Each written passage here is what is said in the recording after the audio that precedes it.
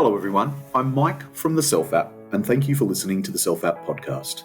This is a show where we discuss all things good thoughts, good words, good deeds related, and interview people passionate about being their best self and who are helping others to be their best self too.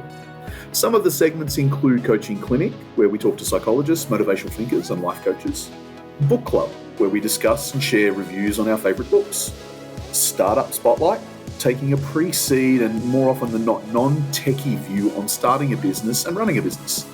Health and Fitness Hustle, where we provide tips, tricks and training from experts. And Esoteric Edge, a look at hidden or secret philosophy and how it can help you be your best self. If you haven't already, please download the Self App, where we deliver you a collection of tools to help you be your best self, and 3% of all our profits are donated to charity. Hello everyone, I'm Mike from the Self App. Thank you for tuning in today. Today it's my privilege to introduce you to Raaj Govintharajah. I've known Raaj for close to 20 years, and over that time, Raaj has spent time, in fact 15 years, across software as a service, better known as SaaS, and HR businesses. Right now, he's the founder of the Martec.com, a rapidly growing scale-up SaaS business, or software as a service business, founded in Sydney, but now operating in 4 countries and growing every day.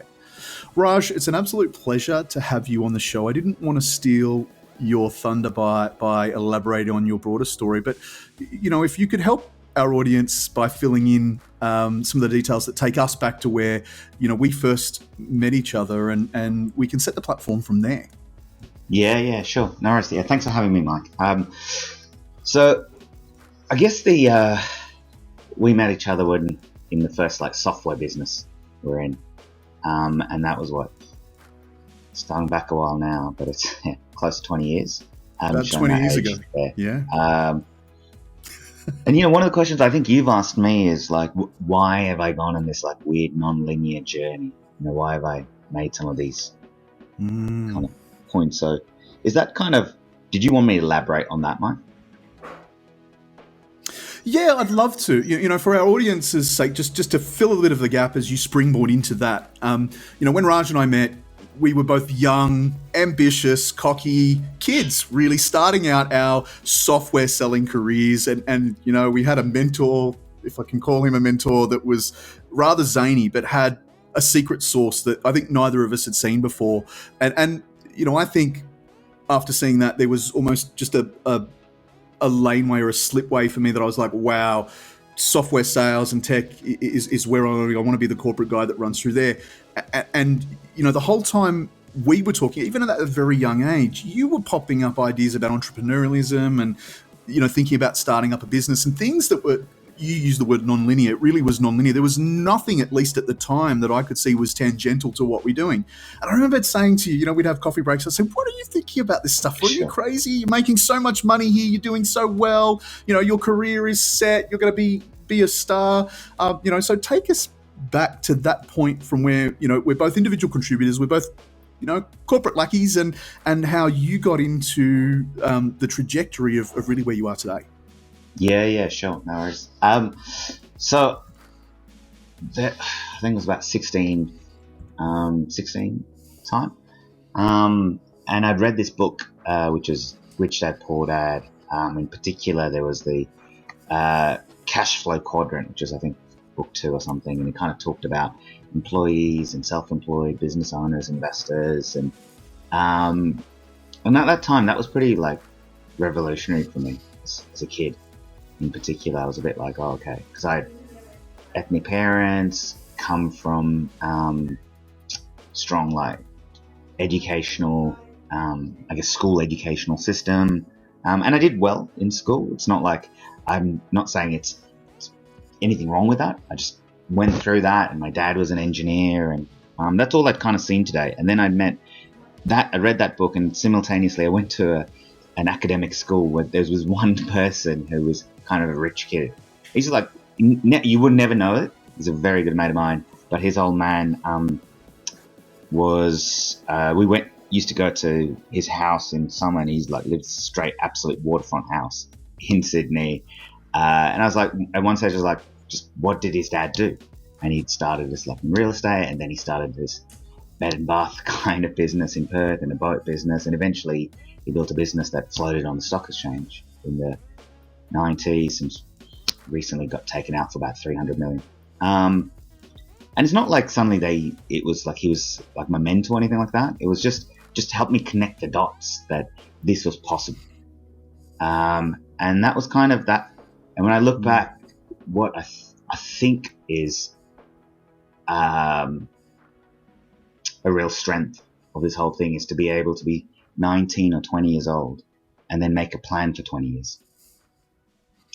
And that plan for 20 years was, hey, I'll be an employee for a period of time to learn what I need to learn. And I wanted to choose an area in that was really going places. Good business models, good valuations. At the time, I didn't call it that, valuations, all the rest of it. Now I get that. At the time, it was just like, hey, these guys are just like hot. And if I'm in a hot space, good things are going to happen when I'm 19, 20 years old. So I got in there, went through, helped build that startup, ended up becoming a sales director of a public listed entity when they got exited. At that point in time is when I kind of exited. It was that was a hard decision to make because then I was getting paid a monster I was about 26 years old. But I exited so that I could get to the next part of that quadrant, which was self-employment. And in that self-employment, if you do it well, you're able to like fund your own tech business. So you don't have to go to VCs, all the rest of it. And the way I look at those, that second part, which is I started a recruitment business, which is now like a national business. It's had ups and downs over the years, as a lot of services business do, but still around, does a few $1 million a year type stuff. I'm not in it, but I'm a key shareholder of it. And what it allowed me to do was build some core fundamental business skills. It allowed me to have a cash flow that allowed me to take risks around building tech. So that took about 6 or 7 years while I was operational in it. And then that then allowed me to take a couple of bets. The first couple, which is a marketplace, which is hot in the States, we tried to do here, didn't quite work out. The second one was like a talent pipelining platform, and then that didn't quite work out. And then this one, the Martec, has gone gangbusters. And I think next year, I think we're about 20 odd people. I think next year we'll probably end up being 40, 50 people with a view of doing the Series A. Wow. All things going right at about a 40, 50 million barrel. So, and that, I think when I look at it, that whole process took now 8, 19, 20 years, 3 jobs essentially over 20 years. And none of those really made sense in the traditional format. But I think what tied it all together was the fact that you're betting in yourself at each stage of that. And when you get to the point where you go, it's feeling comfortable, is the time when you decide, hey, you want to move quadrants. When you're getting comfortable as an employee, when everyone's telling you, hey, you're doing a really great job. Because by nature, that's what you do when you also want to keep people. You tell them they're great, right? You're not going to tell them they're crap. Yeah, absolutely. So you're going to be telling them, hey, that's great. At that point in time, they're probably good. And that's the time you might want to be asking yourself, hey, look, not do I want to get a new job or new area. It's like, do I want to jump into a totally different quadrant? That's kind of how I arrived here, Mike. That's probably the first time. So let me ask a little bit about that. Yeah, go for it. It is. It really, like, this is all new for me and for the audience. You know, we're all taking this journey with Raj together. So thank you for all sharing. Thank you, Raj, for being so open. You know, this is something that fascinates about you is I want to come back to the first springboard or pivot moment. You know, the first leap, maybe. And would you describe that as a leap into a quadrant, or was it, you know, maybe a different type of fulcrum moment for you? But when you went into recruitment, right? Because this really was it's the platform, the foundation, the first principles of where you are today. It's really where you've built your success. And yet, you know, if I look at what we were doing, 20 years ago, it was really marketing focused. And, when we talk about SaaS, it was really engagement layer software, helping marketers and helping, really drive revenue. And then we were learning the skills of revenue generation as sales reps. And then you went on to sales leadership. But HR and helping people find roles and helping HR departments and companies is in some ways maybe diametrically opposed to that. How did you make the decision? And what I'm trying to extract from this is, was it scientific and was it like the mapped out formulaic approach to the quadrants that you were looking at, or was there a degree of passion and what attracted you to that specific industry as the first call?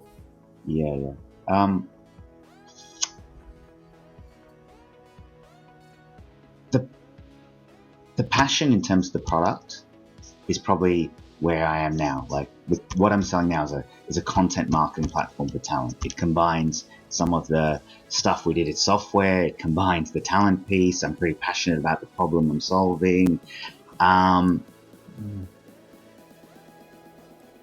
When I went into recruitment, I wasn't necessarily passionate about recruitment. I was passionate about learning a craft. And when I say a craft, I think of self-employment as like recruitment. It's just a white-collar craft. It's like white-collar tradesmanship. I don't view it as like any different to being a tradie in any other thing. You're just a white-collar tradie. And I was passionate about, learning a craft that can allow me to learn the fundamentals of running a business. Like, that's what I was passionate about, like becoming a better business person. And that, especially when you're like, hey, you're just leaving, it's quite scary as a chasm when you go, okay, I'm going to stop taking a salary. I'm going to suddenly just take the leap of faith. I'm going to start this thing that I don't really even know that well. So it's like, I'm just going to just start doing this and start from scratch. And everyone's going to say that, why are you doing this? But I was passionate about going, okay, I'm going to put time in to become a better business person, because I was passionate about being a business person. And then when this came, like, I think when you're in that, you can then see problems that others can't see, because you bring together different industries. So I was like, hey, email marketing software, and then I was understanding how, as consumers, consumer marketing principles and all the rest of it there, and how you marketers engage and the software, and then in recruitment, it was the talent piece. And now when I look at it, I have a distinct advantage when I'm forming this business, because I can see a problem in a very different light to other people in the market, because I can see the problem of going, how should you do good content marketing for talent? It's no different to how you should do good content marketing for consumers. It's consumer marketing principles, and those were embedded for the first 8 or 9 years. And then the talent stuff allows me to situationalize that problem. And does that answer your question of like, this one I'm super passionate about the problem I'm solving? Yeah. And the first one I was really passionate about just becoming a better business person.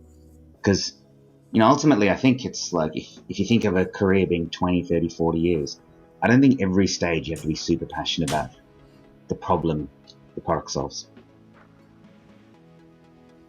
Yeah, I think you should be passionate. What my takeaways, personally, yeah, absolutely, it helps a little bit, waking up and getting out of bed every day. But what I'm really getting is you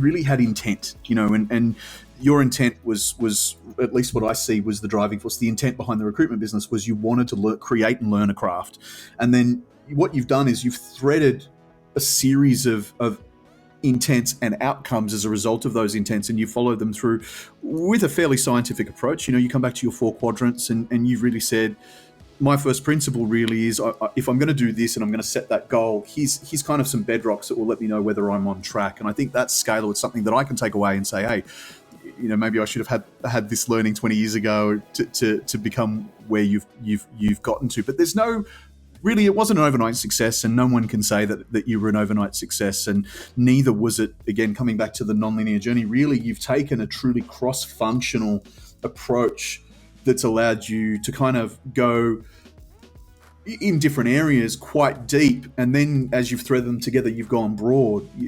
That almost creates a matrix in itself of being able to really quickly identify gaps and produce a scorecard kind of approach on a problem, how you solve that problem, take a perspective on how you solve it. And by the way, this isn't like, when you look at it, this formula, I guess, it's out there with a lot of people, like the guys, the MailChimp founders, who now have a business that's doing it's worth about $10 billion. They just started an agency, a marketing agency, and then spun it out into some software within it. There's so many people who go, hey, I'm going to start something where I'm working in, and then spin out something else after that. And, you know, before you even start something, which might require some capital, if you have no capital starting off with, you start as an employee, learn your craft, you learn some stuff there, you service a business.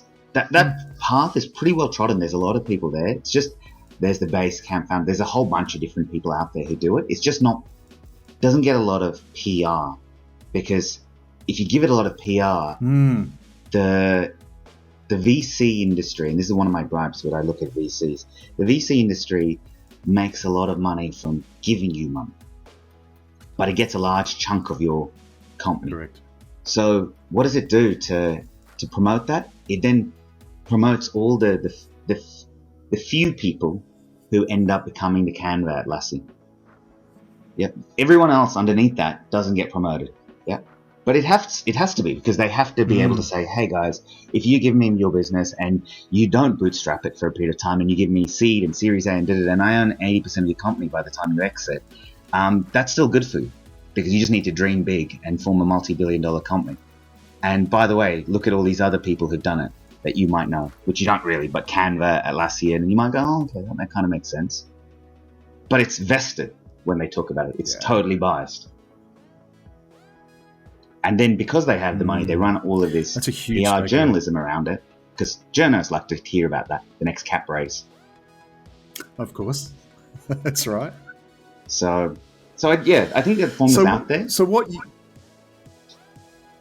you know, and it is, but you're right. It's so, and this is why I wanted to share your amazing story with our audience today, is because, you know, we talked about this before. There's a really big, a big concept going around, and it's not a great one. It's one that's been well talked about and is being hashed more and more, and it's called imposter syndrome. And there are a lot of people that are really kind of going, yeah, well, that's the way I feel in going about work, and the way I feel about waking up, and everything we're pitched and sold is the, you know, the Grant Cardone and the, you know, the finished product, and, you know, hey, I was a junkie, but now I'm worth $10 billion kind of story. And, you know, you're sitting there listening to all of these millions of success podcasts, and none of them really do much more than say, hey, you could be me.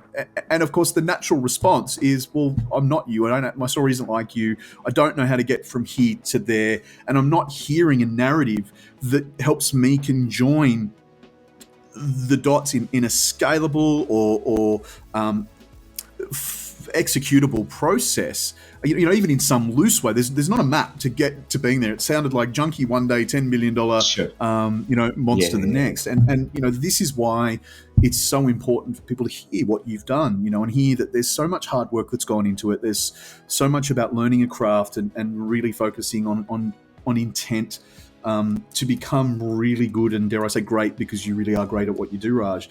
But also there's a lot of risk, and you talked about that, and you said you had to take some bets on yourself, and some of those bets didn't pay off. Can we talk a little bit about that for a moment, and take, you know, maybe a little bit of a trip just into you know, a dark night of the soul? How no, go on, please share. Talk about some of this. No, I'm just curious as to how did it make you feel when you placed time, effort, money, resources into you know, the first thing, and it didn't succeed, and then, you know, what made you decide to keep doing it? Because really there's a lot of fear, there's a lot of adversity, there's a lot of shadow self, sort of darker emotions that could come into a play in that time. Can you take us through that story into the darkness, and then how you came back out of it? Yeah, sure. So I guess there's two bits of it. There's the two products that kind of failed are probably the ones that are super close right now in kind of memory. I might talk about that. So I think there's two parts of that. There's the emotional toll of really running hard, putting something, all your time and effort. Each one took about a year and a half to fail, 2 years. And that's kind of the problem when you have a bit of money. You've got a funding vehicle. You can actually elongate the failure. you can actually, because the business is funding it, you could be like, I'll just try a bit more. Like if you didn't have capital, that'd be out. You'd be out earlier. But because you have a bit more capital to support it, your failure takes a bit longer. So each one failure took about 1.5 years to 2 years so you have enough time where it really hurts. you had 18 months of like pain that you're hoping, and then 6 months of, oh, it's not really working. And then like, oh shit, we really need to pull the plug on it. So that's like, that kind of hurts your self-esteem. There's no way around it. It's just, it hurts your self-esteem. You start questioning yourself. Because each time you also fail in that, you might have like 5 or 10 people in that business each time. I think we had about 12, 13 people in the second one, and then it still failed. So then all those people have to leave. You can try to migrate to the next business that you got, but they're like, it's not just you failing. Then you got to like stack up and explain to them, and they're kind of looking at you going, hey, look, I thought we were in this together now. Like, and then we want to stop, and it's like, well, we have to stop now. So then you have like a double whammy where you're hurting your friends. So then you got your self-esteem's hurt, then you're hurting some friends who've gone on this journey, taking early bets with you. It's just like, it just makes you feel like shit. It's like, there's no other way to it. It's just like, it's a terrible kind of process. And then one area, in one of those, we had this person who was on a visa. It was such a nightmare, couldn't get the second visa through, and then they might have had to leave the country, and it was like, it's just a terrible experience. She's a lovely, lovely human being as well. So fortunately, she landed on her feet and all the rest of it. But so that's one part, the toll on your psyche, the toll that you have in your friends who end up becoming friends because they join you.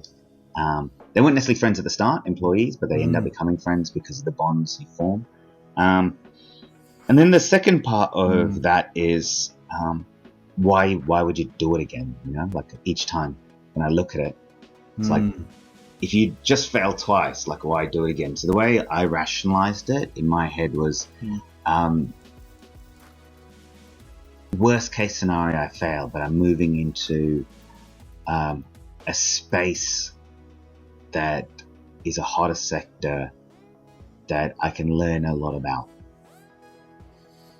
So what I meant by that was, when we first did Marketplace, like we're in the recruitment business, and I said, hey, I hadn't learned about marketplace models before, but I was like, the worst case scenario is I just learn a lot more about marketplaces, and whether this marketplace works or another marketplace, it's that.